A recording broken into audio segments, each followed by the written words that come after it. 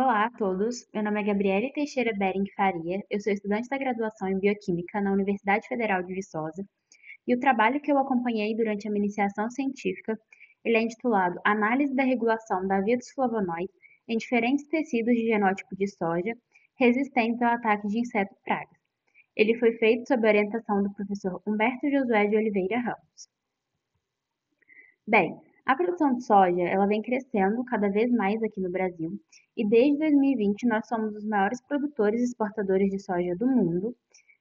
E essa produção, assim como diversas outras, ela também está sujeita a estresses abióticos e bióticos, e um desses fatores é o ataque de inseto-pragas, como por exemplo, as lagartas desfolhadoras. O ataque por esse tipo de inseto, ele reduz muito a produtividade dessas plantações e ela pode causar até 100% do desfolhamento das folhas da soja. Então, como consequência, nós temos grandes impactos econômicos.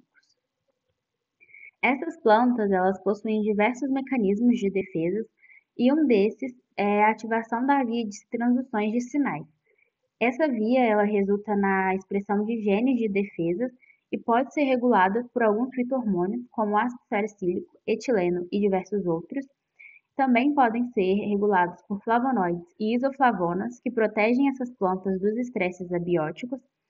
Elas proporcionam uma adaptação rápida aos estímulos ambientais. Alguns desses flavonoides, eles já foram identificados como sendo prejudiciais a herbívoros. Então, como exemplos, nós temos a rutina e os derivados de quercetina e também outros compostos que são ometilados e glicosilados. O objetivo desse trabalho é analisar a regulação da via dos flavonoides em diferentes tecidos de genótipos de soja resistente ao ataque de inseto-pragas. Na nossa metodologia, nós iniciamos fazendo o cultivo e o tratamento dos genótipos. Tivemos os resistentes, IAC24, IAC100 e IAC17. Também tivemos os suscetíveis, Embrapa 48, BR16 e o FV105AP. Para o tratamento, algumas nós deixamos expostas por 90 horas as lagartas, que são um tratamento chamado infestados, e algumas nós não deixamos expostas a nenhum momento a essas lagartas, que são aquelas que tiveram um tratamento de não infestado. Depois, nós determinamos a inibição de proteases totais, então a gente mediu a atividade da tripsina quando ela era misturada ao nosso extrato vegetal. Fizemos também a análise dos flavonoides por LCMS, então nós extraímos os metabólitos das folhas dos genótipos resistentes e suscetíveis, passamos depois em um sistema UHPLC acoplado ao espectrômetro de massa e posteriormente fizemos as análises. Essas análises nos foram dadas em mapas de calor que representam a intensidade dos metabólitos que estão presentes nesses genótipos. Analisando esse primeiro resultado, a gente percebe que houve um agrupamento daqueles genótipos que são resistentes. Por exemplo, IAC17 e IAC100, os dois apresentaram altas quantidades de derivados de quercetina, tanto naquela que foi tratada como infestada, quanto naquela que foi tratada como não infestada. A IAC24, ela também é um genótipo resistente, mas ela teve um perfil um pouco diferente. E aqueles genótipos que são suscetíveis, eles apresentaram um perfil que tinha a tendência de formação de isoflavonoides, diferente dos resistentes. Nessas próximas imagens, a gente realizou a avaliação de diferentes tecidos de soja para a gente ver como era a regulação em cada um deles. Na imagem A, nós temos as folhas da soja, então a gente percebe que a C24 continua com aquele perfil diferente dos outros resistentes, e a C100 e a C17 também continuam agrupados e continuam com aquela presença de derivados de quercetina. Na imagem B, nós fizemos análises das raízes da soja. Neles, alguns derivados de quercetina foram mais abundantes em suscetíveis do que em resistentes. E nos resistentes não houve essa ativação das vias dos flavonoides. Na imagem C, a gente analisou as flores da soja. Os resultados nos mostraram que houve uma semelhança muito grande com os resultados que a gente achou nas folhas da soja.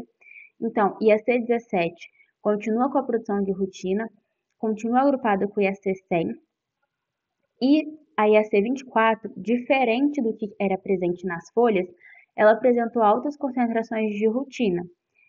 E naqueles genótipos que são suscetíveis, novamente estava presente as vias de ativação das isoflavonoides. Na imagem D, a gente analisou as vagens da soja. Neles, os resistentes apresentavam derivados de quercetina, porém eram derivados diferentes entre eles. Na IAC24, tivemos a quercetina metilada, na IAC100, a quercetina rutinosídeo e na 17, a quercetina glicosilada. E aqueles genótipos suscetíveis, eles não tiveram a presença significante de flavonoides.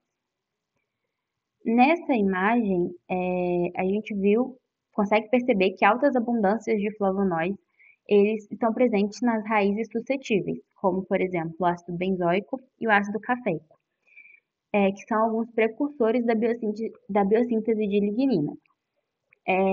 E a BR16, ela ainda apresentou uma maior quantidade de ácido salicílico. Analisando esse mapa agora, a gente vê que não há indicação de padrão na síntese de compostos fenólicos nos genótipos resistentes. Os isoflavonoides só foram identificados nos genótipos que são suscetíveis. Nessa imagem, a gente analisou novamente as flores e também não houve diferença entre suscetíveis e resistentes quando se analisava a presença de flavonoides. Nesse mapa, a gente analisou as vagens e também não houve um padrão diferente para suscetíveis e resistentes para a presença dos compostos fenólicos. Porém, as suscetíveis, elas tinham um favorecimento das vias dos isoflavonoides, assim como eu já tinha citado anteriormente. Nós analisamos também o perfis de fitohormônios comparando entre suscetíveis e resistentes. A gente analisou aqui o ácido jasmônico, que ele teve aumento em todos os genótipos que tiveram tratamento como infestados. Eles foram mais elevados em IAC17 e em IAC100 e não tiveram uma diferença significativa naqueles genótipos de não infestados. Analisamos também o ácido salicílico. Em IAC17 e em IAC100 teve um aumento tanto nas infestadas quanto nas não infestadas. Então, a gente consegue perceber que a síntese desse hormônio ele pode estar de alguma forma presente nesses genótipos.